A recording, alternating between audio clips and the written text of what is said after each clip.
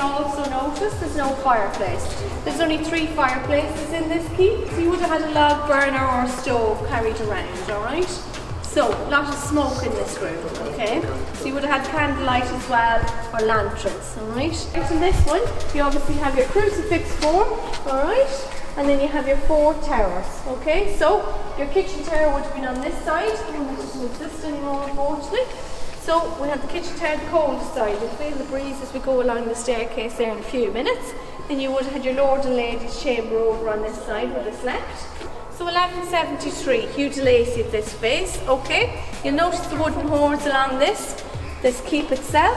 So we have a couple of forms of defence. You have these arrow holes along as well, alright, with the slits around the building. You had your wooden horns then, alright, you had animal skins across these. These were soaked in water. You can imagine your arrows coming in, okay, in flames. They simply squelch out the flames.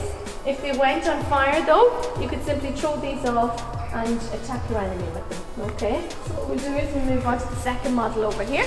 Hugh de Lacy had really good construction ideas, he had really good agricultural ideas, and us villagers don't really like these things.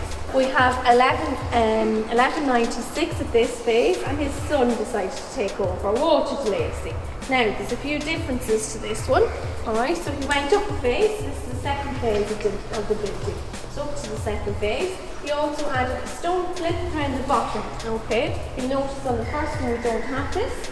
Right, a little bit disgusting, but what was happening back then was they'd dig a hole, they would set pigs or animals alight, preferably pigs, because the fat of the pigs would burn really, really hot, alright? Now they'd get them underneath this keep and it would burn away, alright? So they'd be able to get people out of the keep, it would be nasty and smelly, wouldn't it? And obviously the mortar would fall apart a little bit. So they'd have a nice big hole there to get in underneath. So this is why Walter decided, it's a really good construction idea, he put this stone plinth the whole around the bottom to try and defend that. Next phase, last phase, 1206. We still have Walter. He didn't die of get decapitated. He did die of natural causes, we think, okay? So we went up to his third phase, alright? You can see the turrets had got bigger up the top, alright? But what he wanted was this great hall in here just for administrative purposes only. He wanted his great hall on the very top to be the entire floor, okay? So we had it on the very, very top here, and he wanted it just for ceremonies or banquets, okay? Right, so we'll go and have a look at that in a few minutes. Alright, now, just to go through the timeline, right, we had Walter de Lacy, alright, 1206. He lasted until about 1254, alright? So what happened then was, his granddaughter Maud inherited this place. She married de Jeanville, a French guy. So what was happening then, they were settling more so in smaller buildings.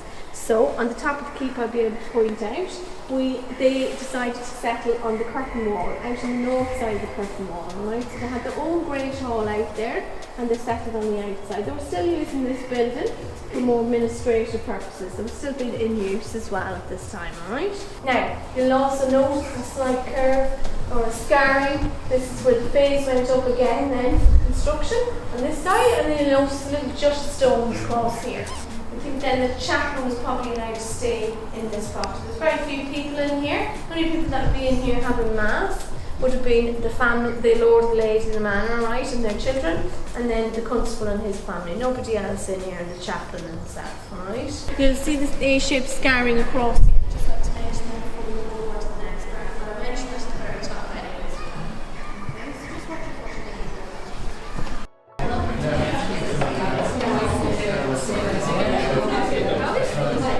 They used a lot of herbs and lavenders and stuff like that back for medicines, and also to keep down the smells as well. So lavenders around the floors as well, like that. Right now, we would have had whitewash walls in the keep as well, and on the outside for defence purposes.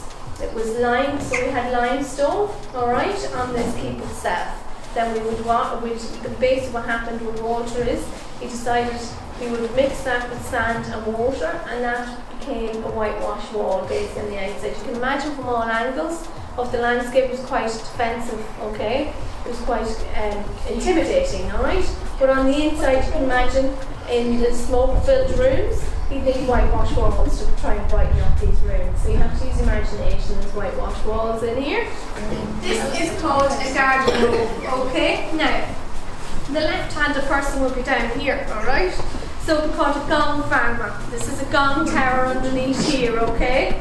So God love you, so he's our down here, alright? So they'd only wash once or twice a year, right? It didn't last very long, bless them. So this is why they'd only wash once or twice a year. Okay, their fabrics then that they would have on them would be sheep's wools, animals' hides. Okay, this is what their clothes were made of. Okay, so you can imagine ticks, insects, fleas stuck to them. Okay, so what they would do is they would put their clothes or their animal hides or the sheep's wools across here. They would basically get the gong farmer to stir up the fecal matter, the waste down there. And the smells would come up obviously, but also the ammonia would come up and it would kill off the insects, okay? So like a dry cleaning service. A very nasty one because we're stuck in the room with them, wasn't it? And it's smelly, eh? So obviously they would have a lot of herbs across here to try and combat that smell, alright? My baby dragon. Baby dragon. It's baby dragon, look.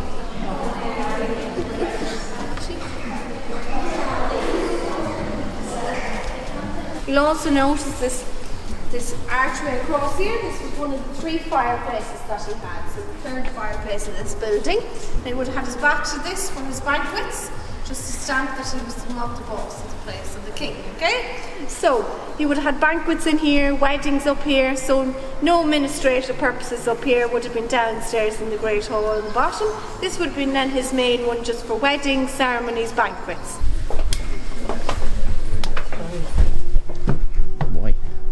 Ooh.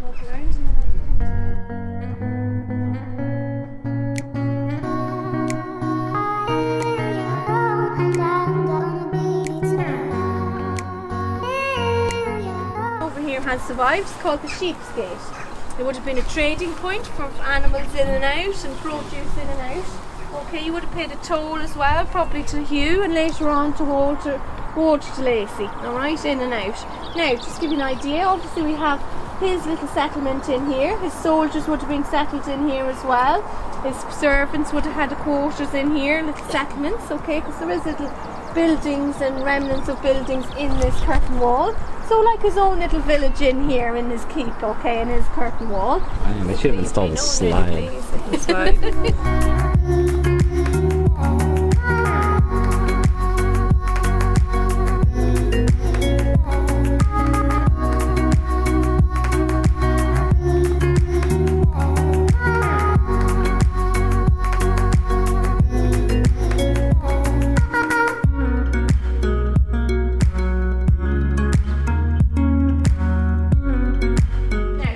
Fireplaces in here, across here. The phone was on the last few days. Alright, so really good construction idea that Judy Lacey had and has been seen in different places. It's a spiral chimney breast, the whole way up the chimney, the whole way up to the top. Can you imagine?